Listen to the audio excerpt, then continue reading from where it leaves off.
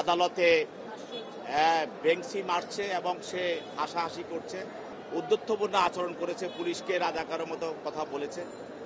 আজকে ফ্যাসিস্ট হাসিনার অন্যতম সহযোগী এবং জুলাই গণ অভ্যুত্থানে ছাত্র জনতার উপরে গুলিবর্ষণকারী যারা তাদের ষড়যন্ত্রকারী, তাদের মধ্যে সাবেক অবৈধ এমপি মন্ত্রী আমির হোসেন আমু এবং শাহজাহান খান, এছাড়াও সাবেক অবৈধ মন্ত্রী জুনায়েদ আহমেদ পলক, সাবেক অবৈধ আইনমন্ত্রী আনিসুল হক এবং সাবেক অবৈধ মন্ত্রী কামাল আহমেদ মজুমদার এবং আওয়ামী লীগের আরেকজন নেতা দিলীপ কুমার আগারওয়ালা এবং বিতর্কিত আইনজীবী তুরিন আফরোজ, তাদেরকে আজকে ঢাকার বিভিন্ন থানায় বৈষম্য বিরোধী ছাত্র আন্দোলনে যারা নিহত হয়েছে তাদের যে মামলাগুলো দায়ের করা হয়েছে, বিভিন্ন মামলায় এই আসামিদেরকে, যারা এজাহারনামী আসামি, তাদেরকে গ্রেপ্তার দেখানোর জন্য তদন্তকারী কর্মকর্তা বিজ্ঞ আদালতে দরখাস্ত দাখিল করেন এবং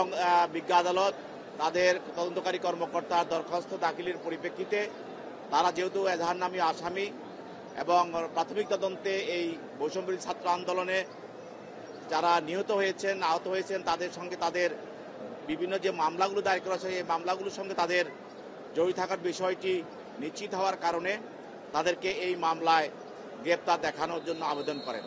বিজ্ঞ আদালত নথি পর্যালোচনা করে এবং মামলার ডকেট পর্যালোচনা করে এই আসামিদেরকে বিভিন্ন হত্যা মামলায় তাদেরকে গ্রেপ্তার দেখানোর জন্য আদেশ প্রদান করে।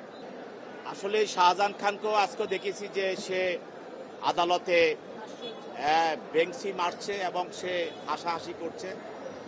এছাড়াও গতকালও আমরা বিভিন্ন খবর দেখেছি সে উদ্ধত্যপূর্ণ আচরণ করেছে, পুলিশকে রাজাকারের মতো কথা বলেছে। বিষয়টা হলো এরা হলো নির্লজ্জ। এদের মধ্যে এখনো তারা যে 15 বছর মানুষকে নির্যাতন করেছে, হত্যা করেছে, গুম করেছে এবং তাদের মানুষকে ক্রস ফায়ারে হত্যা করেছে এবং সর্বোপরি জুলাই গণ অভ্যুত্থানের সময় তারা যে ছাত্র জনতাকে গুলি করে হত্যা করেছে, এই বিষয়গুলো তাদের কোনো অনুশোচনা নাই। এই অনুশোচনা না থাকার কারণেই আপনি মনে রাখবেন, যদি কোনো একটি মানুষ বেশি অ্যাডিক্টেড হয়ে যায় তখন সে অ্যাডিক্টেড হওয়ার পরে সে যেটা খেয়ে অ্যাডিক্টেড হয় ওইটার প্রতি তার কোনো ফিলিংস থাকে না। তদ্রুপ এরাও এরকম খুন করতে করতে, মানুষ নিধন করতে করতে এরা হত্যাকারী হিসাবে তারা একজন অ্যাডিক্টেড হয়ে গেছে, হত্যাকারী হিসাবে।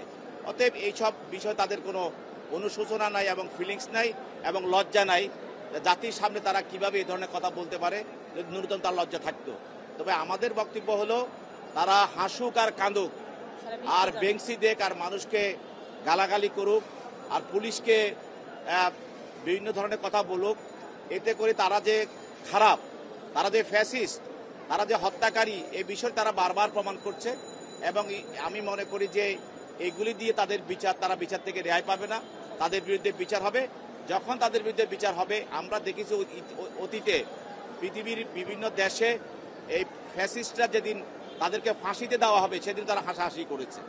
তো এইসব ফ্যাসিস্টের ভিতরে এই ধরনের ফিলিংস থাকে না, কারণ তারা নিজেরাই তো জানে তারা ফ্যাসিস্ট, তারা কি অন্যায় করেছে।